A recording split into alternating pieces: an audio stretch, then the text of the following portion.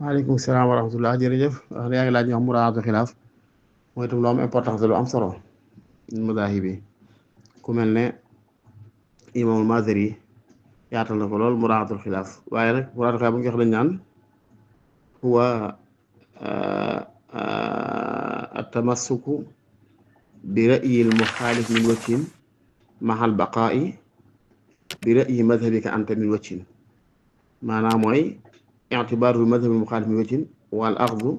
bi madhabi nafsihi min wajhin aaxara maanaam masala bi ni ko sa madhab gise dafa woroo lool ak ni ko beneen madhab bee gise nga ne ci diggante bi nag génnoo sa madhab tamaaman génnoo ci madhab bëri tamaaman masalan tey madhab am Maalik ci lekk fas mooy dafa xaraam ndax yi ko Alxuraan dëggale dafa xaraam wal xayla wal bigaala wal xamira li tarkabuha wa zina yàlla ne maa leen bindal fas yi ak mbaam yeeg barkeel yi ngir ngeen di ko war te di ko tuwaale toog di ko sañsee bu dee ngirum imaam Ahmad ak mazhabu imaam Shaafi'i ni jàpp mooy lekk fas lu dagan la am nañ seeni adilla mooy naxarnal xayla fa akalnaahu yawmal xaybar keroog xaybar loj ñam fas lekk ko ci kanamu yéen saa am ay adilla yeneen yu wane ne comme pour ñoom dagan na léegi Maaliki bi bu mu daan xiyaas nag du jóge ci kulli madhabi bi jàppoon ne dafa xaraam waaye du tabbi ci bëri dax dagan dafa def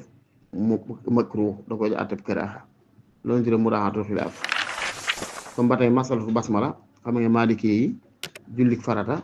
doo ko ubbee bismillahi rahmaani rahim boo kàbbaree am rek alhamdulillahi rabbil aalamiin ngay def waaye mazhab imam Shaafi'i xamatuma imam Ahmad booy julli farata kenn la ñu ne xamatuma teewlootuma da ngay ubbee bismillahi rahmaani rahim léegi nag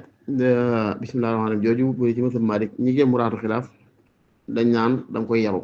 bu nga amal da nga bismillahi rahmaani rahim soo taxamul jàng nga xam ne génnoo sa mazhab complètement ndax ki la dégg dégg nga bismillahi rahim waaye daqu mazhab Shaafi'i complètement ndax jàng ko waaye da nga koy jàng ndànk loolu ci muraatu xilaaf am na nag ku ne woon walaysa kullu xilaafin jaa mu'tabara illaa xilaafun lahu hazzun min an-nazari du caagi xilaaf bu jógee ñu def muraaxat de xilaaf boo xam ne qawiyya daliluhu waaw mooy yuraaha min al-xilaafi maa qawiyya dalilu mooy loo xam ne wax ju am dëgër la ju firndewu kooku lañu muraatu xilaaf bu léegi lii nga ko misaal ne mooy ci ngeen xam ak satlu kooku du muraatu xilaaf ndax imam Malik dafa am ay dongaam al-mashaariqa wal maghariba waaw riwaayam ñii ci Malik mooy as-sadlu comme ibnul Qasim riwaayam ñii ci Malik mooy al-xabdu comme ibnu Wahbin bu ma juumul wala ashab